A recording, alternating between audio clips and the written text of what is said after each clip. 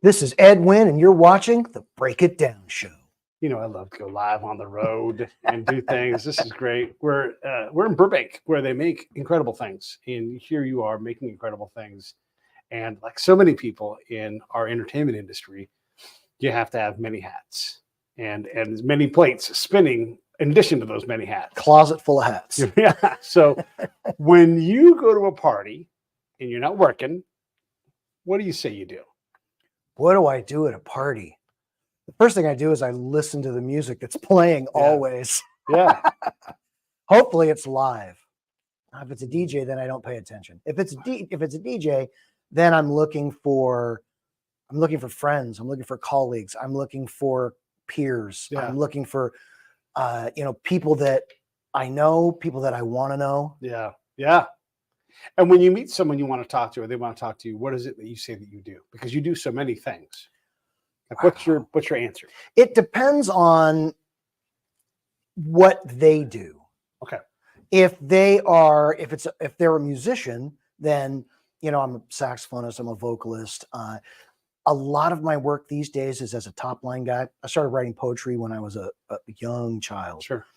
And found myself in some great positions where I got to write lyrics for guys that it wasn't as easy for them. Yeah.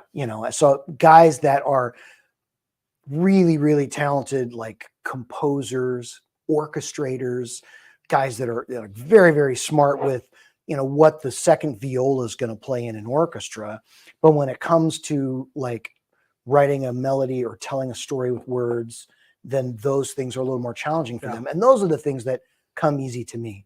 Because I started out writing poetry, and then I was a vocalist, and then I joined the band as a kid. Yeah. And I played saxophone for a year and a half. Then I played bassoon.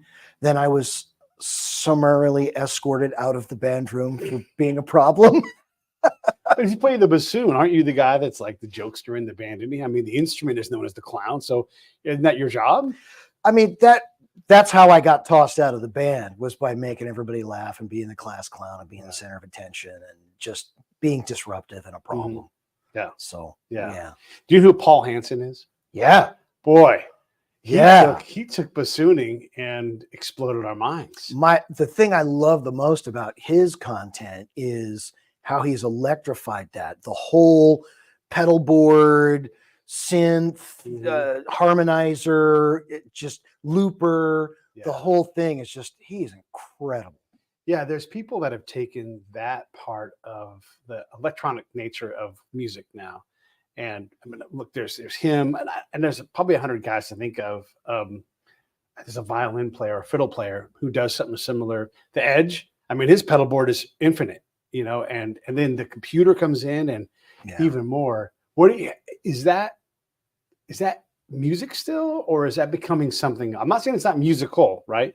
But you have traditional someone who's like blowing a trombone, and they're just straight playing it, and they're masterful, right? Are those folks all kin, even though they're electrified? Yeah, no, I think it's just another layer to artistry, another way to express yourself. Which I think is great. Like specifically, like in the case of the trombone, how many sounds can one human being make with a piece of plumbing and their face? Yeah. You know what I mean? You can make a bunch of different sounds. It can be blatty, it can be pretty, it can be warm, it can be full, and then it can be whisper, a lot of those things. But, now you add a little bit of reverb. Well, that'll intensify all of the things, all of the different sounds that you can make. Now you add some delay. Now you can make it closer or farther away. Yeah. Now you add harmonizer. Then there's, 2 or 3 of you. Yeah. And then you add, like a looper. You can lay down a pattern, and then now you can play over it. Yeah. So now you are accompanying yourself, and you're still just one person with one old school instrument, right? But taking it to a whole nother level to express yourself. We had him, he's passed on now, but a couple of years ago we had Sammy Nestico on the show. I don't know if you know Sammy's work. Yeah, absolutely. How could you not play a horn? Right. And he is one of the last guys who's like, because he predates the electric guitar, and he's like, yeah, I'm a soloist. I write from the point of view of a trombone soloist. He's like, yeah, I can play the keys a little bit, but that's not what I think about things in the trombone, right? And that, I don't know if that guy's extinct completely, but that is not, there was a time where there were a lot of band leaders who were like, no, let me pull out my trombone, and they would lead. This seems so impossible today that you would whip out your trombone and then lead the band and take a major solo and be the melody that the song is driven on. I mean, I don't want to pick on the trombone because one of my best friends is a very gifted trombone player. But the landscape, as far as like making a living playing music, has definitely changed. And it's less that you get to be an instrumentalist of like a brass or a woodwind instrument and stand in front of a band. I mean, lucky enough to just stumble into the saxophone. Yeah. And it's still kind of okay for a sax player to be in front of the band. You see that a lot more, but it's, trombone shorty, New Orleans. I mean, that guy is killing all the festivals and makes great records and is a ridiculous soloist. Yeah. Great energy. And then he's expanding his thing where they're involving like hip hop production and what he's doing. And so there's vocals and there's raps and there's loops. And so he's updating that whole thing and he's in front of the band with that trombone. So it's possible. You got to look for it. Yeah. You got to look for it. But it's around. Another person we've had on the show, and you're going to absolutely know who this guy is too, Mick Gillette. Sure. He's like, yeah, listen, in the middle of the song, I'm gonna switch from trombone to trumpet. It's gonna sound better than anybody else who can play the damn thing. And it's amazing that because if you don't know, and I didn't know, that's why I'm amazed by this. I learned, everything about these instruments is different. Yes, it's from your mouth, but you're making a different shape mid-song and switching between the two. Like it'd be like switching between, I don't know, two things that are really impossible to switch between. And is there anything akin to that in the saxophone world? Oh yeah. Yeah, no, saxophone players are not required, but I mean, if you really want to work, you need to be able to play the flute. Right. And you're supposed to be able to play the clarinet. Most sax players play clarinet. Right. I don't. I get teased all the time. Yeah. Because I am a clarinet owner. What I say to all of my friends are the definition of a gentleman is someone who owns a clarinet but does not play it. I, sir, am a gentleman. But going from, so when I was touring with Al McKay, there was a point where I was playing piccolo for 8 bars. Okay. 8 bars in an entire show. Right. And it was the intro to Getaway. Okay. Played that on piccolo. So I would play for half hour, 40 minutes, and then pick the piccolo up off the stand. And the very first time I did it, nothing came out. I'd done it at rehearsal and was like, okay, this is going to be great. Mm-hmm. And then we get someplace and it's like, And so it was the kind of thing that I had to practice and I had to work on. And I think once you do it enough, you can kind of remember the shape. And so it makes it easier. Yeah. And I think that was the thing with Mick. He had done it so much that he would remember, okay, it's trombone, relax, drop my jaw, focus the air this way. With trumpet, it's, it's just, I think it's like anything else. The more you do it, just repetition. Yeah. It does seem like, I don't know, when you do steeplechase, if you ever run a steeplechase run, you're running. And like the first couple of steeples, you're like, no big whoop, because you're going to go 2 miles or whatever, right? You get to that third time going over that hurdle and you're like, I know I can do this, but my legs don't feel like they know how to do it. And so you make the motion with your body and your legs just sort of do it. And until the one time when they don't quite clear and you bam, and you flammed it. But that is sort of what it seems like to me, where you're so in the groove with the one thing, especially if you've really been blowing. I don't know how much fatigue sets in. If you're pros, probably not at all. But in my mind, you really are going in one direction so much, so hard, so fast and it is live. you know, and so the first time you blow on that piccolo or that tin whistle or whatever it's going to be, Yeah. you've got to be ready. And it's sort of like this, like, I have no idea what this show is going to sound like. I'm not, the software won't let me know that. Right. And so we just kind of do it. It happens. Right. And so maybe I go into my little version of Pro Tools and I fix it up a little bit. But if it isn't good, it ain't good. And I'm only fixing a problem. Right. Does that make sense? Yeah. Yeah. No, it absolutely does. I like the ongoing challenges of continuing. I mean, I've been doing this a long time. And I like the fact that I can find a new place to go, a new challenge. So there's always something new to learn. Yeah. I'm threatening. I mean, I bought a clarinet. The gentleman. I bought a clarinet, but I haven't really got myself. I got distracted. I bought an Iwi again. I had an Iwi in the 80s when it was kind of a thing to do. Yeah. I had the big rack with all the Oberheim and samplers and all that kind of stuff. And then I didn't take it out for a long time, and it sat in my studio, and I just used the sounds for like some TV writing and some things like that. And then when we opened the Music Academy, we opened Burbank Music Academy, we had kind of an unfortunate business divorce at the beginning. And it cost my wife and I about $40,000 in lawyers to get rid of a business partner. Right. And one of those casualties was my Iwi. Yeah. Yeah. So I sold it to pay lawyers, but I just recently bought one. I love it. Yeah. So instead of practicing the clarinet, I've been playing the Iwi. That's great. I am no musician, but I am a musician, right? I mean, look, you're right there. Here's my CRE guitar. I had you tell you. See, he's going to lie and say he's not a musician. Yeah. See, fibber. And if you said to play certain chords, you probably could stump me, but I probably could play a surprising amount of chords. Without even thinking about it, my hand would make those. So yeah, I'm a musician. Oh, by the way, put a harmonica in my hand and I can play it. Now, could I solo? I don't know. You might have to tell me what to play, and then I could be like, it's all about ear and practice.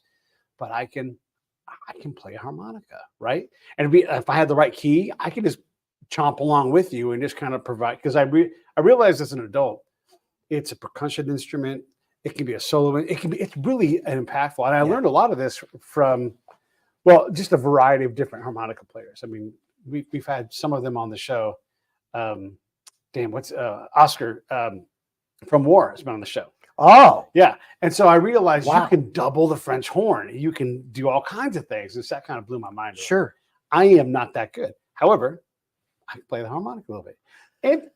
And I can carry a tune. Now, I don't know if I'm a good singer. I think I am. But I'm not going to be like, oh, I'm a singer. I would never say that at a party. I'm like, I can play some. Like, when I see you, like, I'm not really a musician. I can play music. My dad had a degree in music. So I've got a lot of it just kind of burned into my head, right?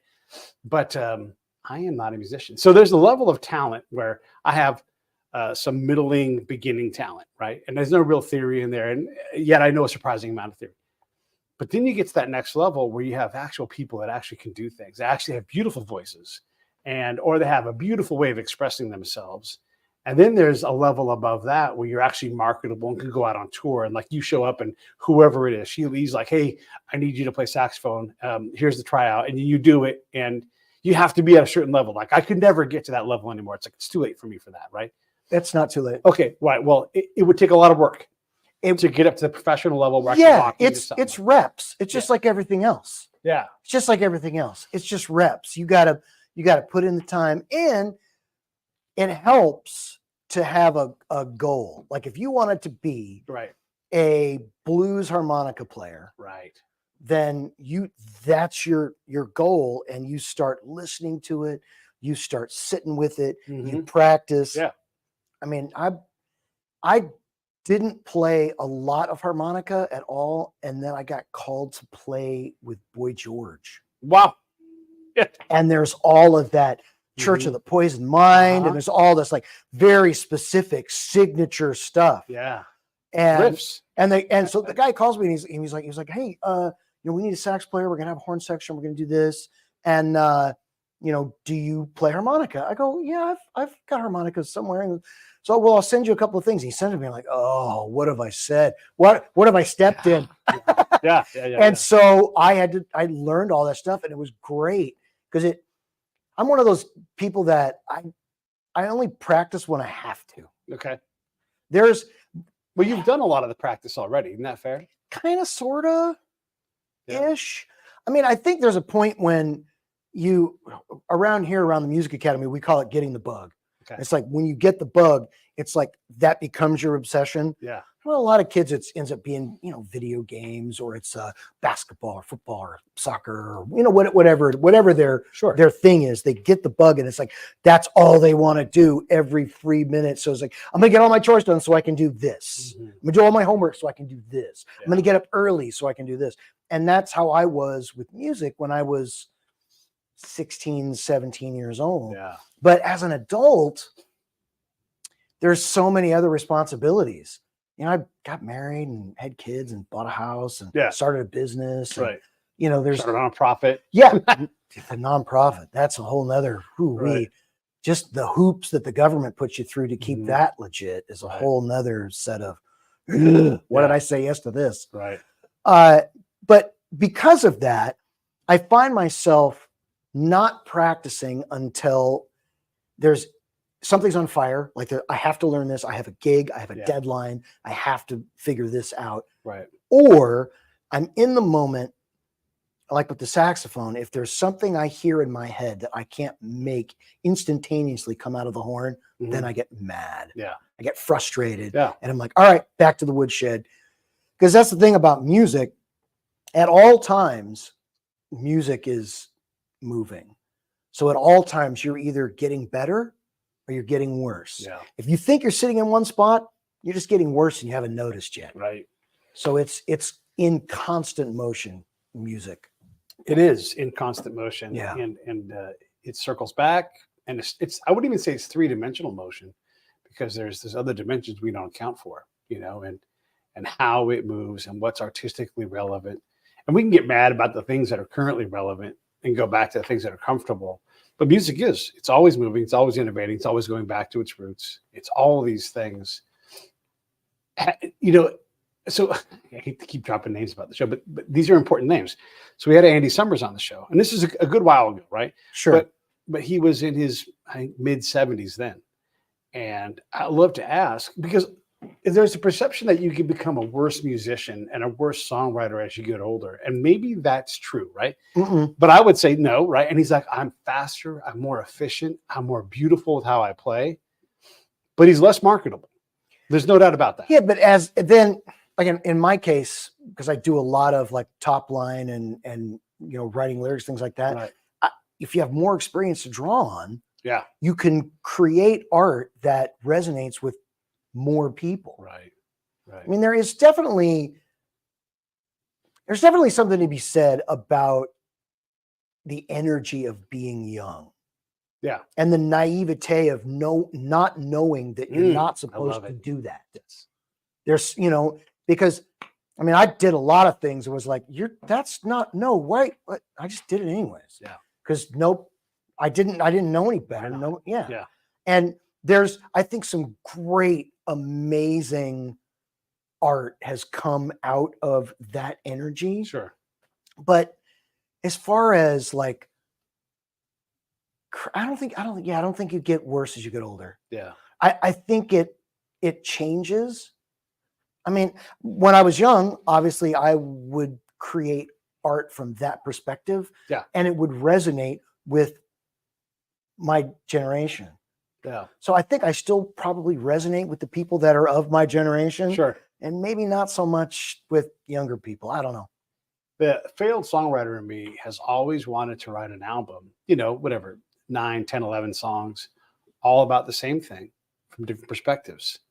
And the idea came from Don't Take Your Guns to Town, the Johnny Cash song. Sure. You only hear that Balladier's version of it, with right. mixing the mom and the son. But if you told that a cowboy who shoots it, his point of view, the girl that he maybe goes to town for, and you Right. did a whole album telling this, I thought that would be a beautiful. Maybe someone's done Or this. some guy sitting in the window in the town going, "What is going on Wow. here?" Yeah. They got, like, the mechanic is wiping off a carburetor. He's like, you know, What is the deal here? right? No, I love that. The first album that I did, we had a rock band called Bad Karma. It's out. It's on all the streaming services. There we go. And it was called Sneaking In. Great band. The drummer was Matt Logg, who is now recently is the drummer for AC/DC. Yeah, it's a pretty good gig. It's a pretty good gig. Yeah. And he's a great drummer and a sweetheart of a cat. Just Yeah. that's what we say a lot about the road. It's like has almost nothing to do with your playing. Right. Totally true. I've heard this before. Because you're locked up with these people 24 hours a day. And it's Yep. like, well, that 2 hours on the stage Mhm. where everybody's like focused on the music and the audience and the exchange of energy that happens and all the performance and all of that. It's the other 22 hours a day where you can put your foot in your mouth and get fired. Yeah. 100%. So Mark Schulman, who drums for Pink, at least has in the past, and who's in town right now, he's like, she doesn't pay me to play drums. Of course I can play drums. Of course. I've got all the credentials. You pay me, one, to be the dad of the band and keep everybody chilled out and settle things, because Pink doesn't need that job. He's like, and two, you pay me to not be with my wife and my kid. Yeah. We get paid to travel. Right. You get paid to go through security. You get paid to, stand in line at the airport. You get paid to get on the bus, to get on the van, to get on the train, Right. to go to the backstage area. You get paid for all of that logistics. The playing is what you do so you don't murder your neighbors. Yeah. That's the therapy. Yeah. That's the best part. Yeah. One of the things we've learned in the show is that the best music is played in practice, though, because the show is very buttoned down. Now not every show is like that, but the big jumps, the big magic happens in rehearsal or in practice or when you're just with your friends. Yeah, it really depends on the genre. Music has evolved to that. Sure.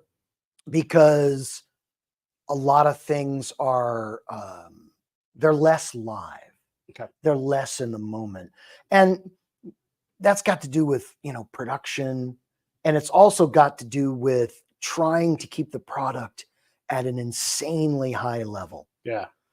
And so they'll use tracks. Mm. And then like once you get all your show together and you've got the length of it, that is triggering pyrotechnics, lighting cues, video cues. There's so much more to the show than just me getting up there and playing my little sax part or singing a background part or, playing percussion or whatever it is that my little part of what happens in a large production like that. Yeah. But conversely, if you go see a live jazz show, magic could happen at any moment in any tune at any, it's literally the antithesis of that. You're going to be in a smaller venue. Right. You're going to be able to like see the sweat and feel the energy coming off the stage. That does not happen, let's say, at an Eagles show, right? It's very much a formula there because the audience is paying a high price for a very specific set of songs played in a very, so they can all sing. Like when Henley sings the song in a slightly different way. When he throws a little falsetto in there, it's not, everybody else is like, hey, wait, that's not how you, and so there are certain rules for certain bands, certain songs, certain genres. Fair enough? Yeah, no, I think there absolutely is. And different artists, I think, approach it differently. Like I toured with the Doobie Brothers. Yeah. And the way that they kind of had an interesting combination of how they had their spots where it was, this is a solo and it's going to be a solo. Right. And the solo wasn't necessarily the same every night. Then they had other things that were, this needs to be exactly like this. And it's going to be the same tempo. It's going to be the same length. It's going to be, very, very tight in the presentation. So they would find their spots in the show for, you know, banter with the audience, Sure. for solos and in the moment creative energy. And then they had other spots. Most of the show was very locked down. Yeah. And same thing with Frankie Valli. It was the same way. Still on the road. Because I did that for a minute, and he was the same way. There would be spots where there would be solos, and go around again, take another one. When you think about someone like Frankie Valli, and there's a lot of these guys, Johnny Mathis, and Margaret, and maybe these guys are just now finally maybe not on the road, but all these guys until recently have been on the road all the time, and they're constantly out there. Smokey Robinson, still on the road. These guys are deep into their 80s, in their 90s now. When you look at their life in retrospect, it's sort of like when you see a couple starting, like, oh, that'll never last, because it's on the surface, it's a bad mix. Right. 40 years later, you're like, oh shit, they actually were in love, right? And so, whatever Frankie Valli's personal life was, it was always going to be secondary or tertiary to the road, right? Because he had to be on it. Willie's never going to come off the road. When he does, it's just because he can't do it anymore, right? Yeah, I mean, I think he does it because he loves it. Sure, that's who he is. He loves the energy. He loves the audience. But he definitely took some time off and did movies. Yeah. And then they developed the whole Broadway show. And so he's taken time off the road for other projects, but he's always working and hustling. And he's, yeah. I saw Willie, I don't know, this is a while back now, maybe like 15 years ago, and his son Lucas came out and had a couple of numbers, and it's great. It's adorable. There's his kid, they're on, being a family and everything. And then he played songs, and I think he played the Red House, like the Jimi Hendrix song, right? It's an old blues song. And I'm like, I don't believe this kid at all, but now I see him play, and I'm like, oh my God, everything about this guy's real, right? Because he went to the Ultimate Academy, and he was on the road. So what did he learn from a Red House over yonder? And I'm like, boring. Yeah, I don't believe you. You're a little kid. Why are you singing this song? But he's a different dude now. When I see him play, and I'm like, I can't get enough of that guy. That's the basis for me for music is lived experience. Okay. And I was fortunate or unfortunate to be, to like live in my car and right. The fortunate misfortune is what I call it. Sleep at the beach and, do that kind of stuff when I was, 18 years old. And those are the kind of things that they build character. Yeah. And you can't, it was funny. So I had a mom in the lobby here at the Music Academy, and she goes, yeah, my son needs to really figure out how to solo. What can I do? I go, kick him out. Have him get his heart broke. It's just he's got to have something to say. Yeah. In order for people to want to listen, and a place to say it from, right? And that's that lived experience. Yeah, that you got to have. We had Frank Stallone on the show, and he said, "Hey, I got a download from God. I just woke up one day and knew how to do it." And so sometimes you have that too, where you're doing whatever you're doing, and maybe he was doing music before that seriously, but then, bam, he gets this download. And he says this from God. So look, and he's a fantastic musician and singer and everything. So you're not lying. That's where he thinks it came from. Then okay, there it is, right? And there's also those people who attribute a lot of these things to God. U2 talks about God walks in the room. Brian Eno talks about this. The Beatles have talked about it, where there's something that takes over, and something magic happens. I think everybody defines that differently. Yeah. Defines it for their own. But yeah, I definitely think there's some kind of inspiration that you can't quantify, that you can't put your finger on. Yeah. And that happens for everybody. Yeah. You just you got to be open to it. You got to not, I don't know how to say it. Maybe just don't argue with it. Can you chase that though? Or is that a siren? No, that shows up. I think it just shows up. Yeah. You can't manifest it. You can't chase it. And sometimes for me, I think the few times that's happened for me, I didn't know it even in the moment. Oh, it was one of those, wow, things are different. And you look in the rearview mirror and you're like, that was it. That was the thing. Yeah. So sometimes even in the moment, you don't know that what you're going through, what you're experiencing is transformative or Right. transformation or Transformative or whatever. It is. transformative. There Yeah. it is. Yeah. Yeah. Interesting. Yeah. We were talking a little bit ago about musicians, and you talked about some of your students go on to Berkeley and all that sort of thing. And there is a level of talent that you get to. And then there's like that genius thing where maybe God does give you a download and you're trying to figure out what to do with that. And we see these people and they become icons, like John Bonham on the drums or Mick Gillette on the horns or whatever, where you think you can't possibly be better. But then if you take someone who lives past 27 or 32, quits drinking, gets in shape and becomes a multi-decade musician, I don't think you could ever beat that person or deny their talent. I mean, yes, they don't have that iconic status, but there's so many musicians who they have too many reps, they have too many road miles, too many genres. And when people talk about the greatest drummer of all time, they always say John. Okay, great, but 32, you're not going to tell me Omar Hakim's not a better drummer. He's done everything. Yeah. He's been forced, or like, gosh, there's so many guys who were forced to like, hey, everything about my genre is gone. I have to completely reinvent. And that's when a new level of genius comes in, when you're forced to do things differently. I have a unique idea about what I think genius is. Let's hear it. So I think there's usually like two different sides. Yeah. There's the naturally talented people, and then there are the people that work really, really, really, really hard. Yeah. And in general, the hardworking people go farther than the naturally talented people, because when you're naturally talented, it has a tendency to make you lazy. Right. Because everything comes easy. You don't develop that. I wake up, I practice for 2 hours, I take a break, I practice for another hour, I have lunch, I go write. You know what I mean? You don't develop that regular work ethic. Right.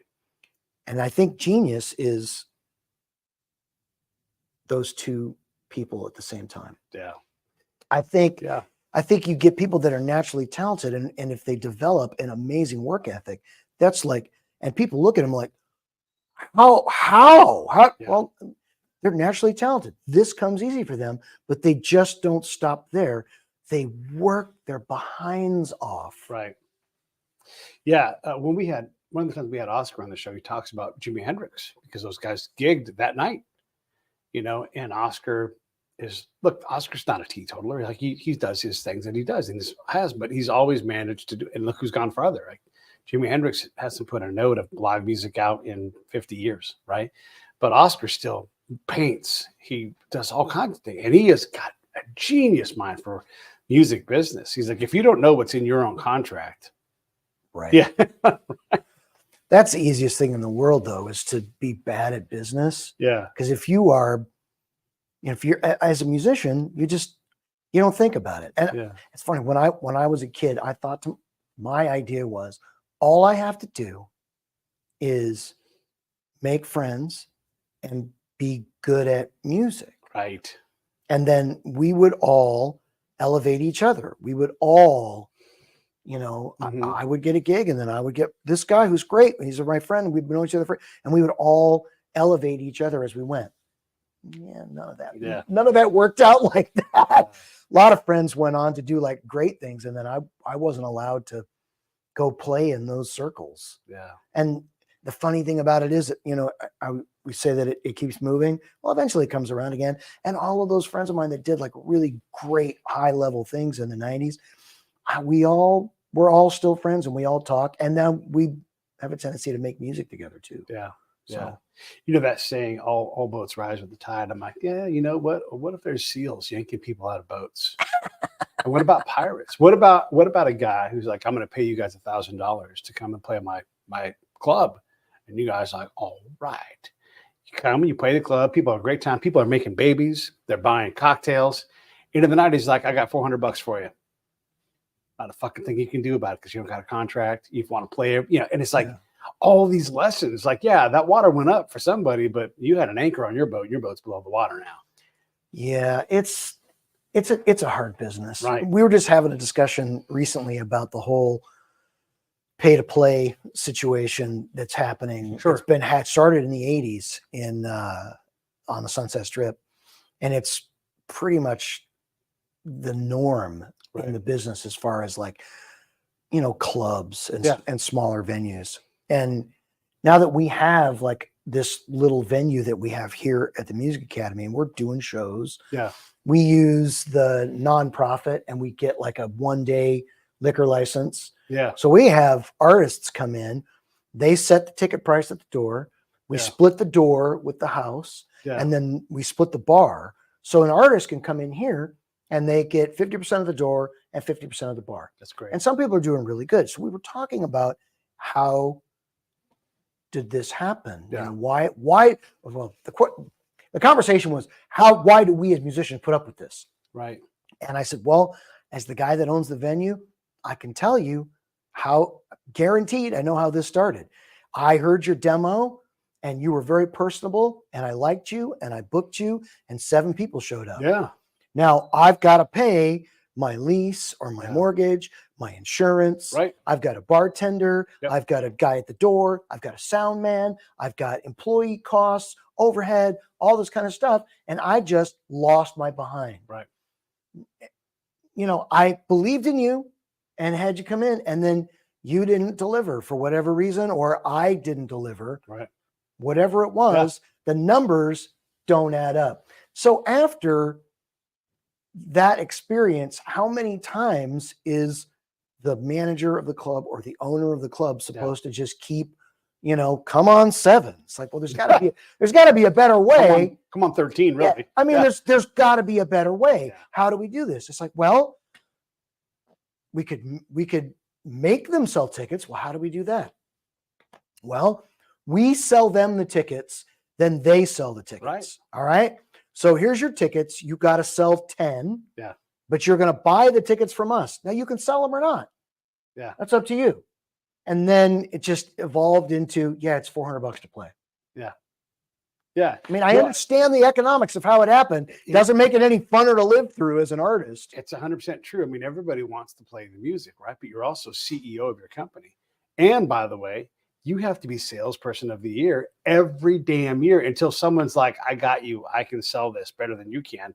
And that might be a lie, because they're like, they might sell it, but you're like, I'm broker than ever because that guy's going to want to cut.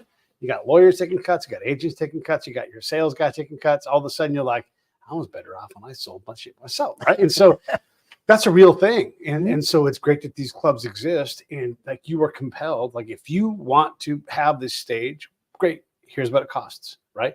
Right. Go out and you get to take the lion's share of what you sell. So go out and sell them for $25. I'm going to charge you 10. Absolutely. Where everybody's on your side, but you have to build your audience. Yeah. Yeah. That's the whole model now has shrank down to, there's a whole thing online now that they're talking about. If you have 1,000 rabid fans, right. Yeah. you can make a living. Yeah. So if you set up a Patreon that is $10 a month and you've got 1,000 people in a world of how many billions, how hard should it be to find 1,000 people? They're like, dude, I think you're the shit. I love your music. I love your vibe. I love, whatever it is that you have to offer. Right. And at 1,000 people at $10 a month, that's 10 grand a month. Yeah. And it's like, well, at $10,000 a month, I mean, you can kind of survive a lot of places. Yeah. That's like some entry level to upper middle class. Yeah. You know what I mean? Yeah, I do. Natalie Dawn has been on the show. She's the husband of Jack, who runs that company. And it's funny because they are a wonderful little band. Everything they do is great. Their videos are great. But the thing that he made the most money at was doing Patreon. And even I'm hard on Patreon. I'm hard on it because they're there to make money. It's their club. And so they're like, hey, you know what? Ed kicks Pete's ass all the time. So Pete, we're not even going to talk about you. But we are going to talk about Ed. And so they're like, I know you love Pete's show. Check out Ed. And you're like, fuck yeah. So even then, you're still playing this game. Oh, and by the way, They want their taste and they deserve it, right? So everybody's they are trying to build an audience because they got to go to their investors and say, we've got 10 million people, 20 million listens, blah, blah, blah, and then there's money, right? And so no matter what, whatever artistic game, whatever kind of business, you have to have the ability to build audience. And if you can't, you better build a team that knows how to build an audience. Yes. So if you want to I'm just a songwriter. I just, okay. Yeah. But you're going to need to give up a percentage of your business to someone that knows how to build an audience. Yeah. Yeah. That's the reality of what we're dealing with now. And we know we're hard on all of the stories of the musicians who have been taken advantage of. But if you don't have access to the industry and that person does, that costs money and it costs a contract. And they can go, not worth it until like you sign a 3-year contract and I get the lion's share, because once you're done, you sign with somebody else and that's it. I've developed you and that's it. And so I understand that part of the business. It's rough. It's cutthroat. Brothers screwing over brothers, and sometimes you need someone else's expertise, their connections, their infrastructure, as far as they've got a wardrobe person, they've got a makeup person, they've got a video director, they've got an editor, they've got, they have things that you don't have. And that's got to have value. So you got to cut them in. Like when Elvis, when the Colonel would make you sign away a lot of your rights and you would get paid a lot less than you would have, but Elvis is singing your song. And or Zac Brown Band, like if you write a song for the Zac Brown Band, they're like, hey, you're welcome to being rich. You're going to make a lot of money now. And you're going to get your little bit of it, right? And so there are ways to do it. That takes Zac Brown doesn't just take any songwriter. He's looking for certain people to write a song that he thinks he can sing and perform. There's certainly songs that, look, I'm a shitty musician, but I place it on like, no, that's not a song for me. I know what doesn't work for me. I know what does work, right? Yeah. And so Zach's the same way, except for when he does your song, you get a Rolex. When Pete does your song, you get nothing. No Rolex. We had a joke. We were in Dubai once with the All-Stars, with the Al McKay All-Stars. And we went to, just a local market. Yeah. And they had like knockoff, and it literally said low Rex. Oh my God. Yeah. I'd buy it just because it's funny. Yeah. And so we would always, one of the cats, he bought one, and we would just relentlessly tease him and say, hey man, you sporting that low Rex? That's hilarious. When you think about up and coming musicians, so much of music is solo now. You really can make incredible things in your garage, in your basement, whatever, on your computer. And heck, not even a room, right? Like part of a room. You can make everything happen. But if you want to try to escape from that little section of your desk where you make music, there are some ways to do it. Paying to get into clubs, especially here. I mean, out here you can. There's a lot of work for people out here. There's also a lot of people competing, and I don't know how many musicians there are that are competing for TV show work, movie work, all this kind of stuff. But let's say there's 2,000 of them, right? That's a number that's manageable. If you can meet enough people, they'll be like, yeah, I have more work than I can take on. I'd love to give you this bit of work, right? That's a manageable thing.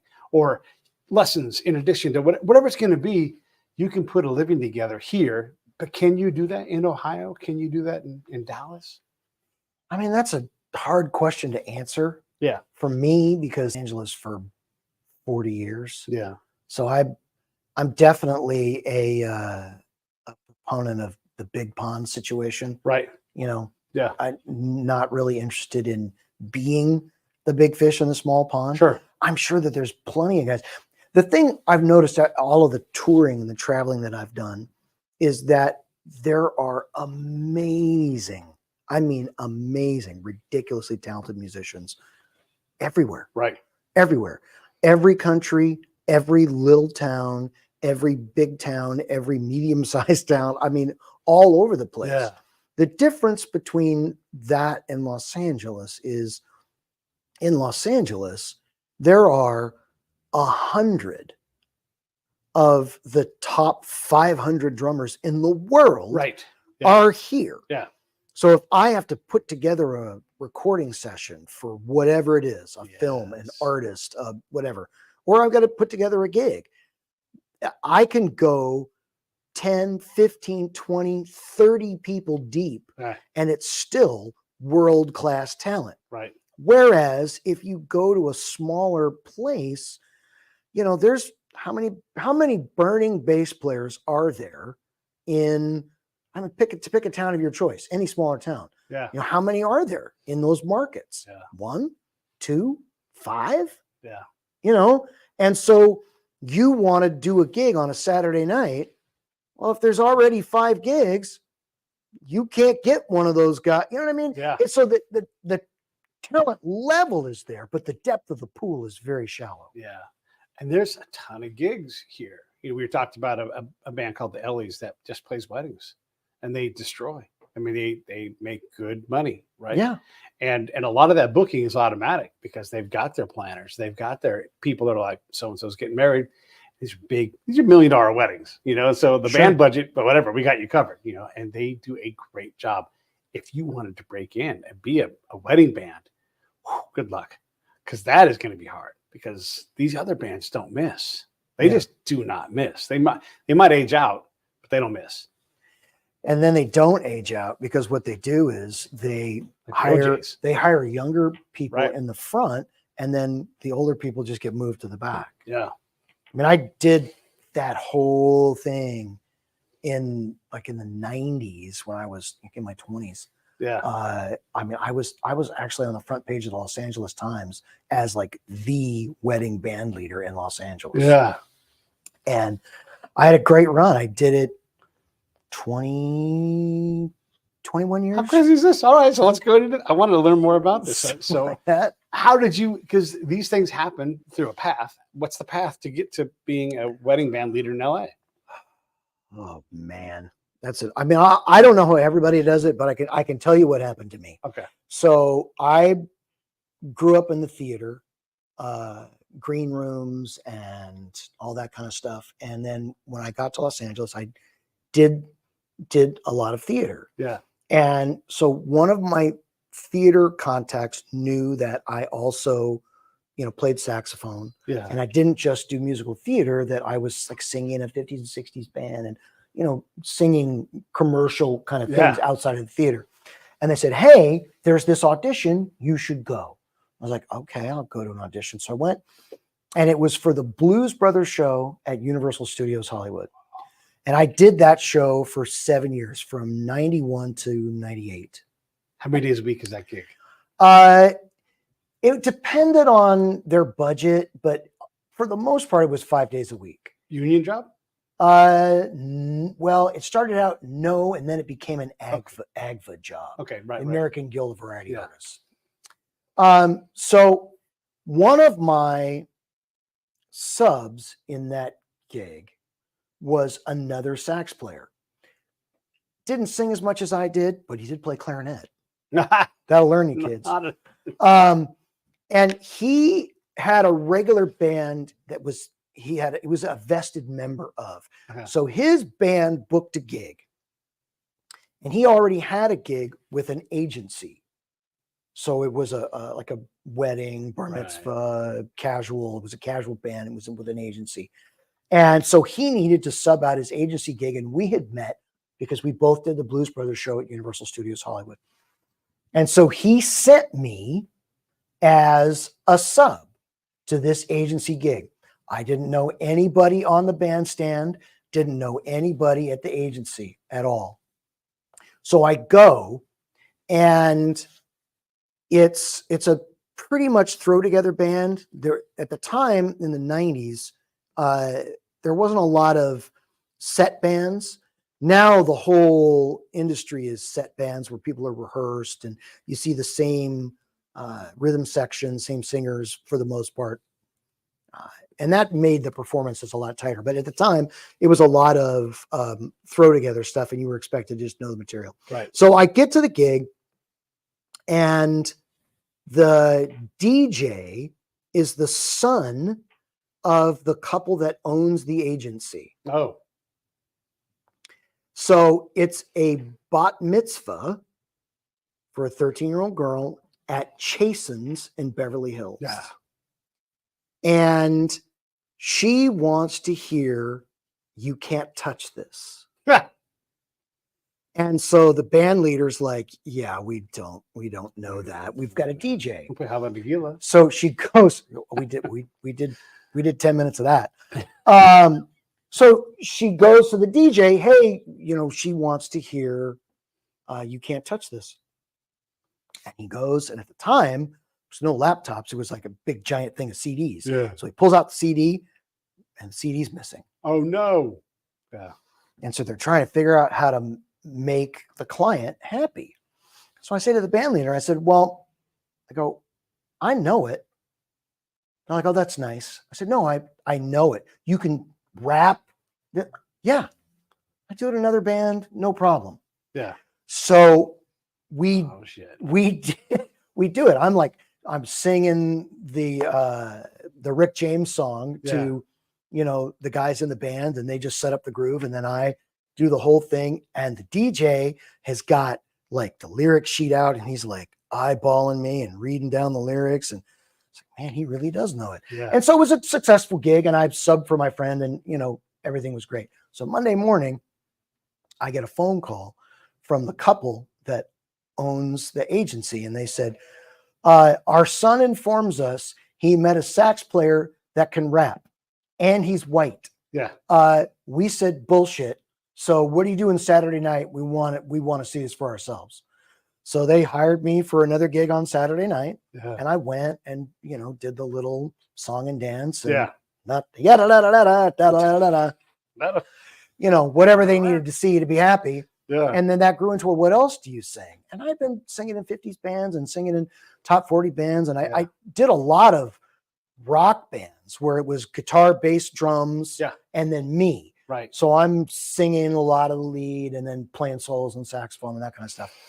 And so they were like, wow, we might have some work for you. Yeah. And then I kind of started out subbing on, side man for different leaders. And then they were like, hey, we've got a really busy night. Can you lead a gig? Yeah. And I'm like, yeah, I don't see why not. This is not brain surgery.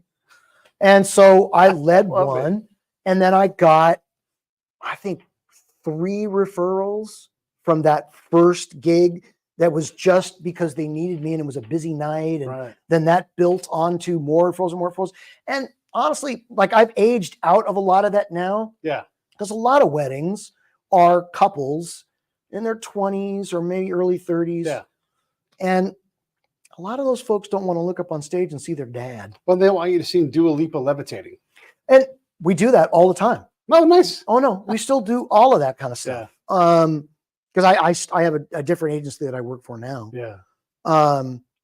But they don't necessarily want to see me as the lead singer up front, being the MC, all that kind of stuff, because it's just like, they want somebody more their age that they can relate to. Yeah. So I still do all that kind of stuff, but now I've been shuffled to the back of the stage, and so I'm like but now you're the credentials, right? Like, no, I got guys that can do all that stuff. Yeah. I'm very much like this, the cherry on the cake or the special sauce that nobody tells you about. Right. They just wind me up and let me loose, and I go do one or two things and then sit in the back. And that whole thing you're talking about, like when you happen into an industry because you're already in the industry and you get these other jobs you never could have dreamed of, because like we make fun of like a wedding singer because there's a movie about it. But in LA and a lot of big cities, you can make 6+ figures easy to do that, right? Like, you just say, this is what I do. And you play great songs, have a great time. You go out there and you do your gig. It is an amazing thing. One of I've had them on my show, but the guys that do the mariachi band for the Dodger Stadium on Tuesday nights. I don't know if you've ever been, but it's amazing. You can imagine what this is like. And if everybody's watching, the Dodgers do this thing where they have Mariachi Garibaldi come out, and the guy who runs the band, he runs. By the way, he runs a mariachi studio, like kind of like what you're doing here with your kids. That's the mariachi version. And so they stand off in center field, and every now and then they get like a minute or two, 90 seconds, whatever it is, and then they get like a whole little mini set. And every dude who's anywhere near Latino is, because they sing the right songs. They sing the right songs. They sing La Bikina, and they sing it to their girlfriend, and she's above them, and they're down on a knee like they sing it, and it slays. It kills. It absolutely kills. Oh my God, it slays. Yeah. And so these gigs exist out there. Oh yeah. No, there's definitely work, but you got to know the audience, you got to know the material, Yeah. you got to know the people, you got Can to. I say something else about this? Because it is Yeah. amazing. So DJ Severe is the Dodgers DJ. He's one of my friends, and I'm like, I'm going to have these guys on. And he's like, I can't make, because I was going to have them come and sit in, right? It's like, I can't make that, but I have to know those guys because it is a show at Dodger Stadium. Like they have control booth second to second, and he's like, if I know what they're going to do, I can make it better. Yeah, set them up. Right. Yeah. Right. Yeah. That's the perfect world when everybody's like working together and it's all firing on all cylinders. Yeah, it is. It is. Yeah. I love the perfect world. I love that. And I love I love the stuff that you do. Let's talk real quick about the Burbank Music Academy, and let's talk about all of this stuff here. And by the way, the link for the Burbank Music Academy is right below my face, right down There it is. So if you're a regional person, BurbankMusicAcademy.com. yeah, that's right. Yeah, and so go there. Let's talk about that. Give me the nonprofit. And I'll put that link in here. Steve. Sure. Hit me all this stuff. Let's talk about Burbank Music Academy first. Sure. Burbank Music Academy pretty much is an after-school lesson facility. We do a lot of homeschool music education as well. We do in-school programs. So we've got a keyboarding program. We've got a guitar program. We do like a choir kind of program. We also do a ukulele program. So these are like in-school things. Then we do like after-school enrichment kind of classes where we do the same kind of thing, a guitar class, a keyboarding class. We do a rock band class. Right. So we have schools that we do those at. We also do those at the YMCA here in Burbank. We have a band coaching program. So we take young people that, want to be in a band and we put them with other like-minded young people and teach them, their role in a band. What does the bass player do? What does the drummer do? Try and teach them that a rehearsal is not the time for you to learn your part. Right. That a rehearsal is the time to put all the parts together and see how they fit and do all that kind of stuff. So that's kind of Burbank Music Academy. We started in 2007. Yeah. So we've been around. Wow. Long time. That's almost 20 years. Yeah, it's 17 years. It's so crazy. Yeah. Talk about the nonprofit. Rockin for the Arts. It's rfta.org. Rockin for the Arts is our nonprofit that raises money to fund the arts programs in public schools. What we do is we go into a school and we will send out flyers, who plays an instrument, who wants to play an instrument, who plays in a band, who wants to play in a band. And we take those responses and we group them into bands based on their age and their experience. And then we do 5 weeks worth of rehearsals. And we produce a show that happens on the campus of the school. So it's like a community school-wide event. Great, yeah. We try and involve the teachers and the administrators and the principal of that school. We put on this Rockin for the Arts concert, and then the school keeps 100% of the money. Yeah. So we've raised, what's got to be? It's like $500,000 or Yeah. something like that for local arts education. Yeah. It's a lot. It is a lot. And just for people like, you never heard of this shit before. And they raised $500,000. This is what you do, right? This is what you do. You get a hold of Ed and like, hey, come out. Could you guys go out of Southern California, or is this Southern California? Or what do you guys do? We could. We haven't expanded it outside of Southern California because what it takes is some infrastructure that we don't have in places. Gotcha. In other places other than here. So it takes band coaches. Yeah. It takes rehearsal space. It takes equipment.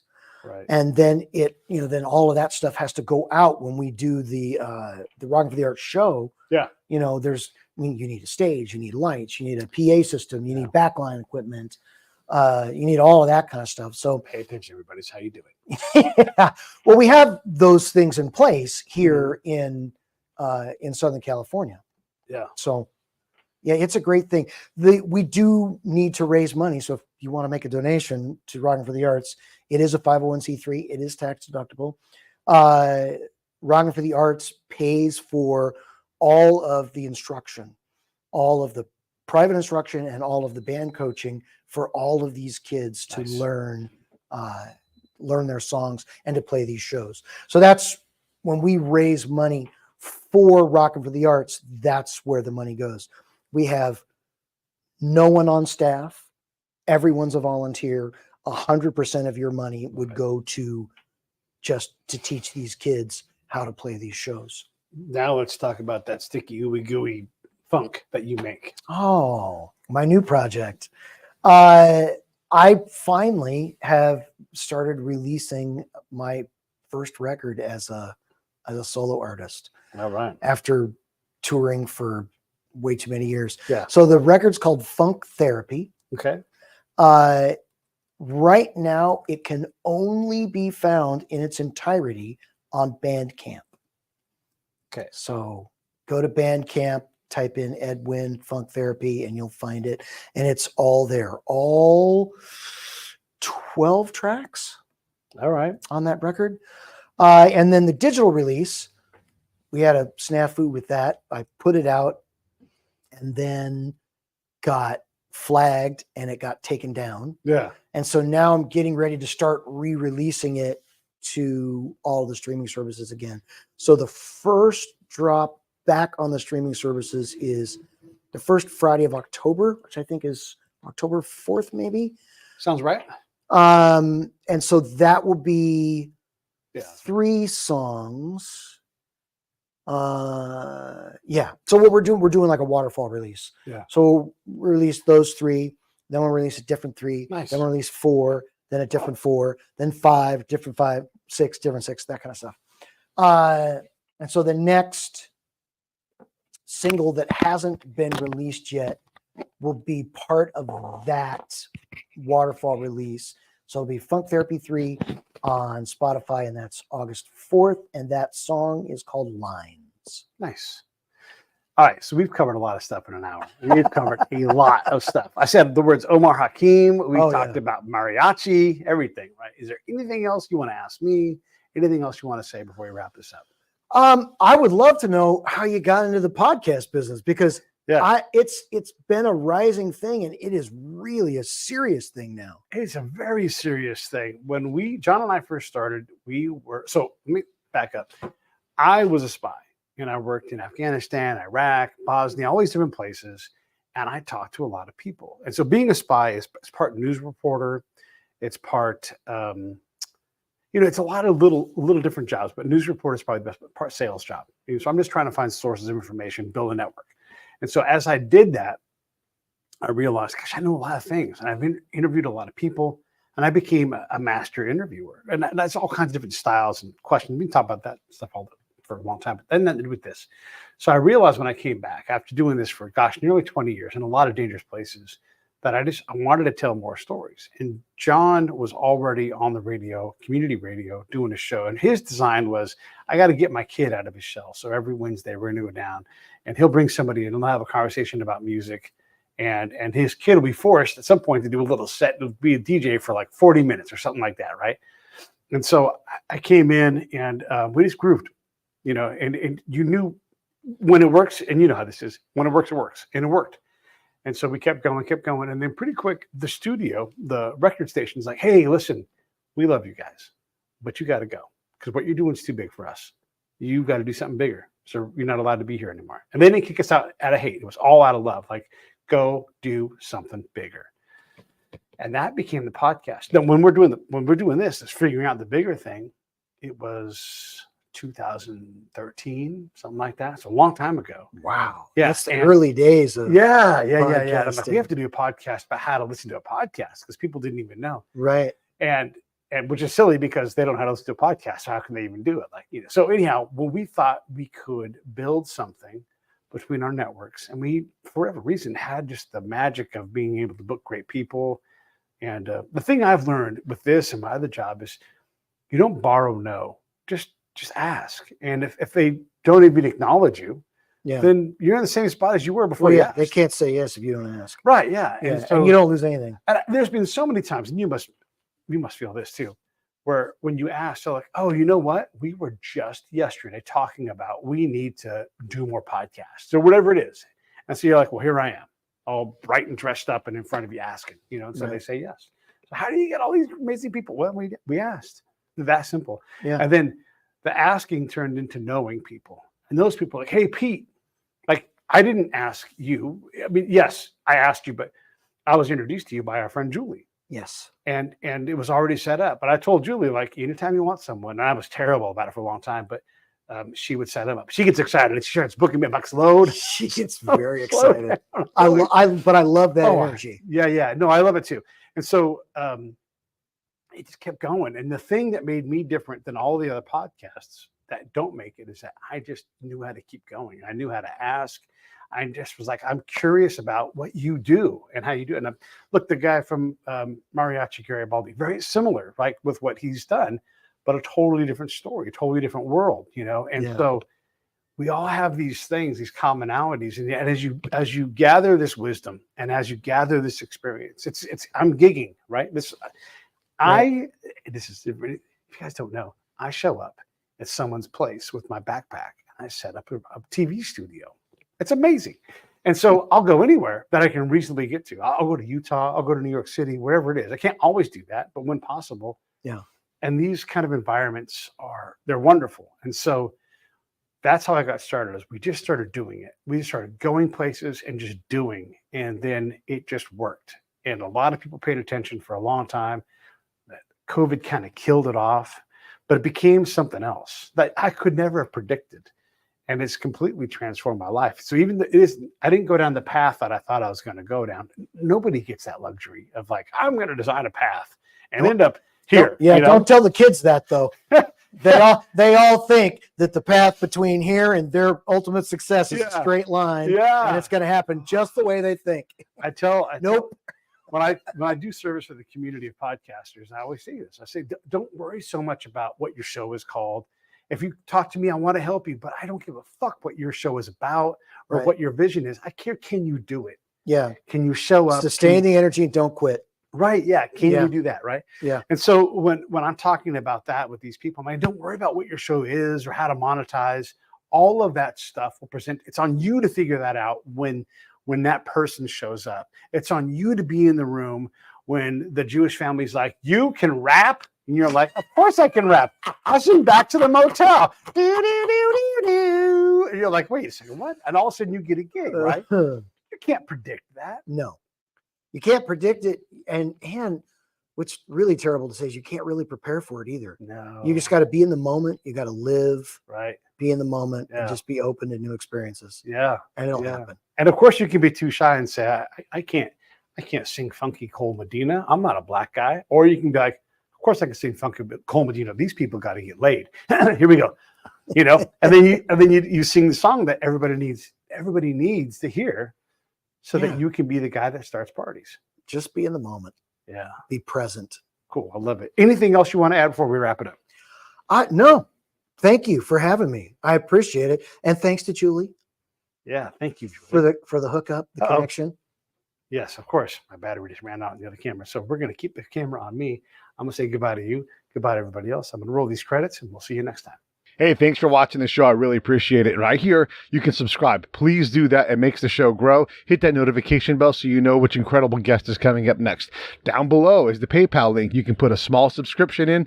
That is an enormous help. All that money goes right back into the show. And then right up over here are the next episodes you should listen to, curated by yours truly. Thank you so much.